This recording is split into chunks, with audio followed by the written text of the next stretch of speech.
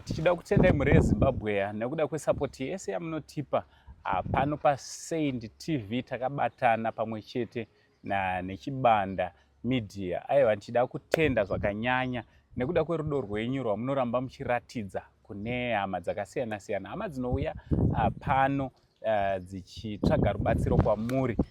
Nhasi tauya kuno kuNotoni kwatati tiuye kuzodongorera mama pamwe nababa vari mumba umu vakasanganawo nedambudziko ravakasangana naro. Ndofunga nyaya yese takakuzivisai last time patakauya kuno tikakurukura namama. Asi chekutanga kana uri kutanga utiona kekutanga panapa nhasi, ndakukurudzira kuti aiwa kana pari paYouTube subscribe, turn on your notification bell so that every time patino upload my videos you'll be notified. Also don't forget to follow my Facebook pages rakanzi Chibanda Media neSaint TV. Ndichitoti makadi zita rangu riri pachitupa ndisekuru Saint, chanzvadzi chamai venyu Chigotwe, mumba mana mai venyu. Mama makasimba here? Ndinofara. Makadini? Aiwa, tiri nani. Makadi mundani? Mudhara ndivava murungoona, pose pamunowira munongoona vakangorara, zvichivanetsa. Zvichivanetsa. Shuwa, nayo mvura kai yakati kuuya? Yakauya yakazara, yakauya musi uno Saturday, zuva rodo kandofunga ma3 here. Yakapinda ikazara zvinhu zvikanyorwa mumba. Ndikazobatsirwawo nevamwe panext door kundipa magumbezi kuti ndiwaridzire sekuru vanatsorara pakanaka. Ndivo futi vakazondibatsira kuvasumudza. Mazuva ano handisunzwa zvakanaka mabayo nemusana.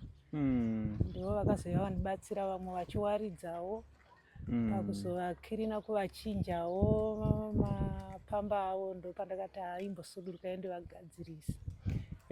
Vanhu varikuuyawo nezvavanazvo kubva vakaona zvavakaona izvi. Aiwa, ndinokutendai mhuri yeZimbabwe. Mwari ngaakuitirei nyasha. Ndokungochemera ungoti dai ndakwanisa kudzokera mumba, nekuti mvura yacho ikauya panenge pasina rufaro, panenge pasina chakanaka. Aiwa, tinotenda. Chekutanga kune vatanga kukuzivai kana kuonai nhasi, mungada kuvatsanangura, kuvazivisa kuti munonzi mama Gogwani, uye kuno kwatiri ndekupi? Kuno kwatiri kuNotoni, kuKingsdale. Ndinonzi Gogo Sivanda kana kuti mbuya Handiseni. Ndo kunzvimbo ine yamuri kudai mhuri yeZimbabwe, kundibatsira nenyaya yasekuru nokubuditswa kwatakaitwa mumba. Sekuru vachirwara, havana memori, havachakwanisi kufamba, havana zvavanokwanisa kuzvibetsera. Ndo pano pamuri kuona vamwe venyu vauya kudai vachiita zvavari kuita, imimi muchizokwanisa kundibatsira. Ndo zvinhu zvandiri kutenda mhuri yeZimbabwe. Ndibatsirei kusvikira ndidzokere mumba, kuitira kuti munongoona kuti baba venyu namai venyu panguva ine yekunaya kwemvura kudai, inguva yakaoma, handigoni kuidzivisa uye handigoni kuti irege kunaya. Irori idambudziko rakandikurira zvisingaiti. Ndobva ndatonetseka kuti nasekuru ndoita sei, ndotofunga zvokutoona kutoti ndozopedzisira ndakuvara nemastress kana nekunyanya kufungisisa kuti chandakatadza chacho chingave chipi chekuzosvika asvike pakundiita saizvozvi. Alright. Toda nekuda kwevamwe watanga kuonai nhasi, chii chakakonzeresa kuti munge muri munobuditswa muyadhi iyi panamba 19227 kuno kuKingsdale? Chii chakaita kuti munge muri munobuditswa pamba apa muchizogara mumaplastic amakaisa pamukova? Akanzi ndine chikwereti che1100 1570 chakuti yandisina kubhadhara. Saka padaro pachibva pauya samoni, rakauya samoni randakaona inini ndire 48 hours. Ndo rakazondipa kuti ndiende naro kumaloya rikanodhifendwa. Nengiriki yacho ikanonoka kusvika, handisiziva kuti vanonzi chii chinononoka kusvikira vauya vekutanga vakatadza kundibuditsa, vakazoya futi sherifu wenhamba 2 tanzi tiende kunotaurirana. Taenda kuHigh Court. Maifanira kunotaurirana nani? Ndiani muridzi westand iyi? Uye wamuri kunzi mimi mune chikwereti che1000? Maparawe. Anonzani? Maparawe Mupami, Cuthbert Mupami. Alright. Saka tadaro payapa kunzi endai munotaurirana. Hatina kuzotaurirana. Tichibva tazodzoka futi tikanzi endai munotaurirana. Ndafonerwa kunzi chiuyai tiende musi wa19 Mei. Ndo paakazotaiwa tinozviita nechina musi wa20 Mei. Ndo paakauya akandibuditsa kusvikira nanhasi ndichiri panze. Kusvikira nanhasi hapasati. Kubva muna Mei. Kubva muna Mei. Mugore rino. Gore rino 2025 uno. 2025 zvokuti ndikasvikawo musi wa20 November unondava ne7 months ndiri panze. Saka mhuri weZimbabwe nasekuru handina kwandokwanisa kuti ndingaende nawo. Ndopamba pangu. Ndiani akavaka imba iyi? Ndisekuru Swanda ndo vakavaka. Ndimi makavaka nasekuru. Zvose zviripo ipapapo. Alright, saka stand iyi makaitenga kubva kunani? Stand iyi tiri vanhu vecooperative. Pavanhu vecooperative achibva azouya akuzviti ndiye muridzi. Akuzviti muridzi vanhu takaenda tikati regai tinojoina zvacho zviripo. Saka pamari dzacho dzaanoda pa$27 mutemo weConcord Code yakanzi $5 per square meter. Pa$5 per square meter ndakapedza kubhadhara 1,196. Inoenderana nemasquare meter ari mustand. 200 square meter. 230 here kana 230. Ndio ndakatopedza kubhadhara. Alright. Saka manje handisi kuziva kuti chakanyanyomurwadza ndechekuti kana kuti vatungamiriri vakaenda unondikumbirirawo here kuti sekuru Swanda vanorwara. Saka pasure pekukumbirirwa kudaro kuti sekuru Swanda vanorwara pamari dzaifanirwa kudi kubhadharwa ndo paakati ndinosara ndichiasesa. Kuasesa kwaakaita ndiko kwandakuona akauisa samoni iroro nokuzouya kuzobuditsa sekuru Swanda panze. Saka sekuru Swanda vane makore mangani? Nhasi vakwanisa 72 ndo birthday ravo nhasi. Nhasi? 14 November. 72 years. Nhasi tauya pabirthday rasekuru nguva yakanaka zvokuti tichafara nevazukuru kufarisisa chaiko. Aiwa, tinotenda. Saka rubatsiro rwamuri kuda imimi pamwoyo nderwekuti mubatsirwe kuti mudzokere mumba umu. Kuti ndidzokere mumba. Shuwa ndiri kurida rubatsiro kuti ndidzokere mumba. Kana kuti zvimwewo zvingakwanise kundiitira mhuri yeZimbabwe kuti ndione pokungogara nasekuru. Asi zvikuru zvokuti ndidzokere mumba nekuti ndakapedza kubhadhara. Ende ndimi makavaka, hamugone kusiya mari yenyu yamakaisa. Aiwa, hazvigoni. Mugodhi, maseptic tank, imba idzodzi, 3 room nekako kakicheni kandaibikira netoilet. Vakazviita vachifamba vari murume wane shungu yekuti ndiri kuitawo chii, ndiri kuitawo zvinhu zvangu. Asi ngoti musi wa2 Mei 2018 ndo pavakangorwarawo kusvikira memory yaenda kusvikira izvino havachakwanisi kufamba kana kumuka. Basa riri kundiremera ndiri kuvasumudza nekuvaita ndingamboitira kuti vamboyawo panze vaonewo mhepo, asi ndiri kungonzwa kuti zvakangondiomera nemakore andapedza ndichirarama naro ende munhu wacho mukuru. Saka zvinhu izvozvo zvakundidhemenja manje inini handizogoni kungorega umwe wangu akangorara, ndinomboitawo nguva yekumumutsa kuti agare. Alright, so mhuri yeZimbabwe ndofunga muri kungozvinzwira nyaya iyi ndekechipiri tichiuya panapa tichikurukura nezvayo. Sekuzonga kwenyu vari kuti ivo vakabuditswa nevanonzi Mr. Cuthbert Mupami naKennedy. Mupami naKennedy. Mupami ndo vakavabuditsa paproperty yavo iyi. According to her, I think you can hear she's saying she paid in full the price which was required for her to pay for the stand. Currently, her husband is not feeling well since 2018. Yes, 2018 May, when he was diagnosed with dementia. Yes, since that time until now, her husband cannot walk. He lost his memory. He's bedridden in general. He's just bedridden. So it's very difficult. It's a very tough situation here in Kingsdale. Yes, tauya tadzoka kuti tinge tinokupai chipo chakabva kune imwe hama yakatumira $100 ikati ayo endai mumbonovabatsirawo vawanikwe vari vanowana chekubata since vachigara panze. Ndo zvamuri kuona zviri panapa zvatauya nazvo izvi. Kune hama yakaita chinhu chakanaka kudai, mungadawo kuti kudii pamwe chete nevamwe vachakubatsirai, nokuti tinovimba kuti hamusizogumira kubetserwa panapa. Aiwa, ndinotenda. Kune hama yakwanisa kuita izvozvi pazuva ranhasi. Ndinozvitenda kuti Mwari ngaamuwedzere. Nevose vamwe vari kuuya nechaunenge wauya nacho. Chinokosha. Nyange kukupa iyoyo 20 zig chayo inokosha. Inokuitira chimwe chinhu, unotenga machanzi ukapasi ukadya sadza. Domasi chairo rinokosha. Zvose izvozvo ndiri kuona zvichiitika pana sekuru. Mapamba chaiyo anodhura. Pamabva paya ndakaona vamwe vakauyawo nemapamba okuti tisingazive. Vamwewo vakauya nemafuta avo nebhinzi dzekubikira sekuru, vanobvisawo dhora rake, tsvagirai sekuru muriwo, tsvagirai sekuru chimwe. Mose ropafadzwai. Nevachanzwa nevachaona ngazvive neudzamu. Zvipindirwe naMwari kuti zvive neudzamu zvinhu izvozvi. Zvinhu zvandakasangana nazvo haisi nyore. Ine chandiri kuvavarira kudzoka pastendi yangu yakatenga murume wangu paakashandira pane simba rake. Ndo chinhu chandiri kuvavarira chete kuti ndidzokere mukati menzvimbo yangu. Nokuti ndo panodana Henderson Sivanda neni mhuri yake. Ndo zvandiri kuvavarira kuti ndidzokere mukati memba yangu. Ruzhinji reZimbabwe ndikumbira ndidzokere mukati memba yangu nomurume wangu. Ndo paakarwarira. Achirwarira imomo ndichimutarisawo ndichiitawo zvandinomuita. Vandinenge ndinawo vana vazukuru vachindibatsirawo. Kwete kuremerwa kwandakuitwa iye zvino kuti handisisina kana achakwanisa kundibetsera. Iye munhu ari zvaari izvozvo.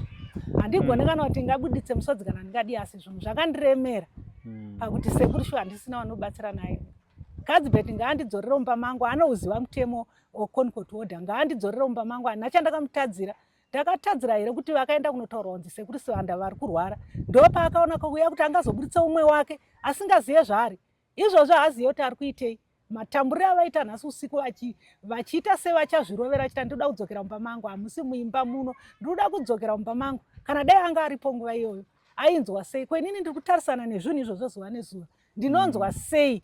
Zuva nezuva ndakatarisana nemba ndichinaiwa nemvura. Zuva nezuva ndichitarisana nekutambura kukuita umwe wangu. Zuva nezuva ndichitarisana nekusumudza umwe wangu, nekumupukuta nekumuita sei? Auraya Sivanda here kana kuti ari kuuraya inini? Nekuti ndini ndakutofunga zvakadarikidza. Ndini ndakutobata basa rakutobatwa kakawanda risina kana mubetsera anondibetsera. Kadzibeti kana ari munhu anonzwisa ngauya adzorera Sivanda mumba make. Ngaamudzorere murume akaita saiye. Ngaamudzorere. Saka apa achataura nawo chii? Akavabvisira kuti havasakwanisa kutaura. Havachakwanisa kuziva zvavari. Nekuti waaida kuti abhadhare mari iyoyo ndiye anachiona kuti sekuru Sivanda havasisina memori, havasina chekuita. Iye ndiye munhu ari kuzviti ndini muridzi werendi. Ungatadza here kunzwa tsitsi kuti kana munhu adai ndinofanirwa kumuyamurawo nenzira yakadai. Chakanyanya kuvabvisira chekuti havachagona kutaura, havachagona kufamba here. Kana dai angachikwanisa kundipindura ipapo ndo pane shungu dzangu. Ipapo pari kundiremera kuti shuwa akabuditsa Sivanda kuti nekuti havachafamba, havachagona kutaura. Nhasi una achataura nani Kadzibeti. Mari yake ari kuida kunani Kadzibeti. Ari kuida kunani umwe wake haagona kupindurana naye. Kana dai Sivanda vaifamba zvaari kuita iye achipfeka trouser achipina bhandi Kadzibeti. Aitadza here kumirisana naSivanda vachipindurana kuti pakati wakazondidai, pakati wandidai, pakati shamwari ngatitaurirane kudai. Nhasi anotaurira nechina vaSivanda. Hey. Ameno hama dzinodiwa kuti munoiona sei situation iri panapa. Mvura ichinaya akatarisa shuwa Sivanda ari kunzwa achisununguka. Spirit of ubuntu yakaendepi? Because situation iri panapa kumunhu anonzwisisa nekuona zviri paground. Situation iri panapa. Pano kupiwa imwe stand pano ndo panodana Anderson Sivanda pane patakakumbirira kuna Mwari tikakwanisa kuita zvatakaita izvozvo. Ndo patakakumbirira naMwari ndo patakapuwa naMwari. Handichinji wepano handina kwandinoenda, ngauya vadzorere mumba. Ngauya vadzorere mumba, nyange ndiri mukadzi zvangu, nyange ndiri chii, shungu dzangu dzakatokwira pana Kadzibeti Mupambi pamwe chete naKennedy. Ndakavatadzirei? Iye zvino vanogona kana kundiitira zvimwe zvinhu zvokuti vanhu vandiinge muchitende chakadai. Izvo iso ndinongogona kuingwa kuti zvanzi vaigirwa chikafu. Ndinobatsirwa nani murume wangu amuke. Murume wangu aziye kuti kwauyei. Ari kutsvaga rufu romurume wangu here kana kuti ari kutsvaga rangu? Izvozvo zviri kundirwadza ndikazvirangarira. ya ndo situation iri panapa. Ndofunga muri ngozvondera sekuru havakwanise kutotaura, vakwanise kuita anything, vakangorara. Kana pose pamunouya munongovaona varere izvozvo angatadzawo here dai anga ari munhu aitadzawo kumuka kukuonai kana kuonawo zviri kuitika izvi angatadzewo here kana dai anga ari munhu ari right. Ngarege kudaro, Mwari haade zvinhu zvakadaro, nyange bhizinesi chairo haade kusvika pakadaro. ya muri eZimbabwe ndimi munomira nehama, ndimi muri voice to the voiceless, vasingachagone kutaura, vasisina voice. Ndiri kukuonai muri kubata basa guru pana vachirenje. Unoi murandakadzi nemurandarume vasisina, vapererwa netariro, vakutotyira zvakare upenyu hwavo nekuda kwekuti pavari kugara panze, maplastic avo havana chavanokwanisa kuita. Ngatinge iti tinowanawo nzira yekuti tinge tinobatsira. I just want to address to murume ari kuvipiwa ma-accusations, ma-allegations ari panapa, Mr. Cuthbert and Mr. Kenneth Mpami. Ngatibatsirei hama idzi. Kana murimi munokwanisa kubatsira sekuru Sibanda nambuya Sibanda, ngatimireiwo navo. Spirit of ubuntu, zvimwe zvese zvingaitike zvingataurika, but pakupedzisira tiri vanhu. Pakupedzisira mukuru wenyika chaivo vanogara vachitaura kuti leaving no one behind. So sei tatarisira kuti tinge tinosiya sekuru Sibanda nambuya Sibanda behind? Sei ava tavaona vakakodzera kuti vange vari vanorarama upenyu hwakadai munyika yeZimbabwe ino, nyika izere kuzvitonga kuzere nekusununguka, nyika iri kutungamirirwa neutungamiriri uri kuramba uchingoparidza kubatana, rudo, nekuti tinge tiri tinopfuurira mberi. Maye tinopfuurira mberi sei kana vamwe vedu vachigara munzvimbo yakadai? Just imagine ari hama yako, vari mai vako, baba vako, vari kurarama upenyu ihwohwo.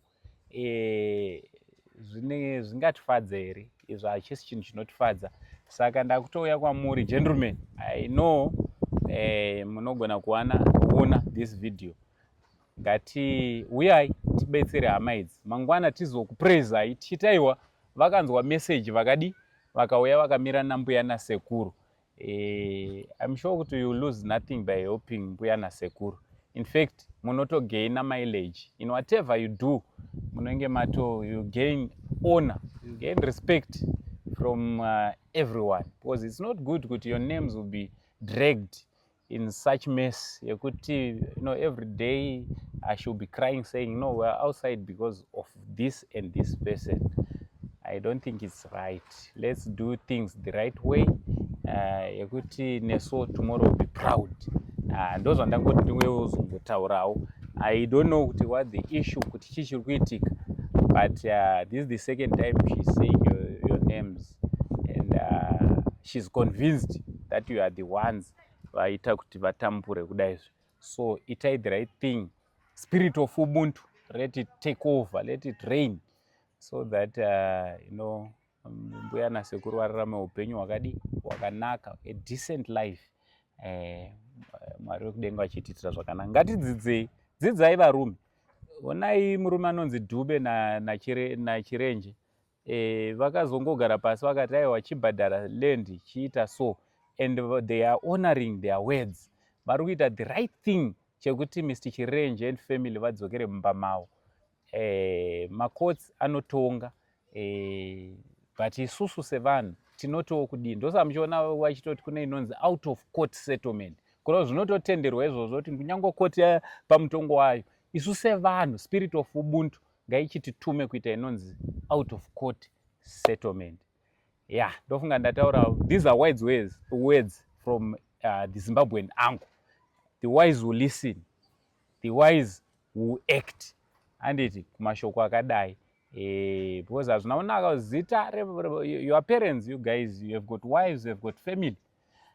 Mazita enyu achitaurwa pakadai, pane panofanira kutaurwa mazita, koti pamwe pasingafaniri kutaurwa mazita. Taurawo zita rako unzi tino machakaira akabatsira kuti comic yeuda awane motikari nemba. Anditi taurwa muzita rako pane chakanaka pane kuti zita ringe rinotaurwa pakaita sepanapa. I'm sorry kuti I'm being a little bit political, but I believe kuti our country inototungamirwa nekuendera mberi nekuda kwepolitics, and we are living upenyu hwatiri kurarama tiri mupolitics dzachona. As much as we would like to ignore toti ana angosaenda atitaure zvepolitics hatidii, but aiwaka isusu tiri kufamba tichingosapota vision yekuti nyika inovakwa newayo. Ava ndo vamwe vene venyika yachona vanoda kuti vange vari vanogara kamumba. Ngatitsvagei nzira dzekuti tinge tiri tinovabatsira kuti vadzokerechi mumba mavo. Mbuya Simani, Mwari wekudenga vakuitire zvakanaka. I believe next time patinoonana, I believe kuti munenge mashanyirwa, munenge mataurwa nemi pane progress yekuti mudzokere mumba menyu. Handisi kufamba ndega, ndiri kufamba na Menas Chibanda Media. So ndiri kuda kungoti a big shout out to Chibanda Media. Let's go and subscribe pa Chibanda Media. Let's go and support, let's follow, share, comment, kuitira kuti zvinge zvinofamba zvakanaka. Ayo, tatenda nekunge muri munowana nguva yekukurukura nesu. Tinotenda, aiwa ndakurukura. Yeah, tinotenda. Ndinotenda, ndingaite shungu ndingadini. Ngadzorere mumba sekuru Sivanda, munhu akaita saii. 70 years aisiye kutamba nayo, 72 kuti itambudzike sezvairi kuita. Aiwa, hatizotarisire zvakadaro. Kana kuti iyewo tambudza wenini munhu ndasvika pane inonguva. Ndo chinhu chake Sivanda. Ndo pangu nemurume wangu. Ndo pangu nekuchengeta vazukuru vangu. Aiwa, tinotenda. Aiwa, tinotenda Mwari. Zvose zvaitiwa nevari kuita naye akukwanisa kuti musvike pano nezvinhu izvozvo. Mwari ngamukomborere kuwedzera nokuwedzera pamusoro pekuwedzera. Vose vanochabata basa rori Mwari ngaawedzere nekuwedzera kusvikira kusingaperi, nekuti chokwadi kana zvakadai ndo pai panonzi ndinamatira ndigokunamatira. Vari kutondinamatirawo kuti gogo nasekuru vararama, gogo nasekuru vadzokere mumba. Panyaya dzinofanirwa kutauriraniwa, iwowo uyawo ndikata pakutaurirwa. Hauzivi kuti taititi kana takadzokera kweko tichanzi kudii, asi iye akandikata. Pamwe akatira kuti noti sekuru Sivanda vachazivi zvavari. Aiwa, after tatotaura vatonzwa. I believe that they are very wise. They are wise people. They know how to help you. Vanhu vachandivinga pana. Vachatokutumirai vanhu vekuzokubatsirai kuti mudzokere. I'm sure havasi kutoziva kuti muri panze. I'm sure vari kutoshamisikawo vachitoona video rinoita. Ndosaka ndati tingotaura. Aiwa, mazita, Mwari wekudenga vakuitire zvakanaka. Zita rangu ndinonzi Uncle Saint. Chigotwe mubaba namai, chanzvadzi chenyu mese, nemazita atataura panapa ese. Aiwa, vane hanzvadzi dzangu. Mwari wekudenga vakuitire zvakanaka. For now ndichiti it's much love and God bless you all. Tinotenda.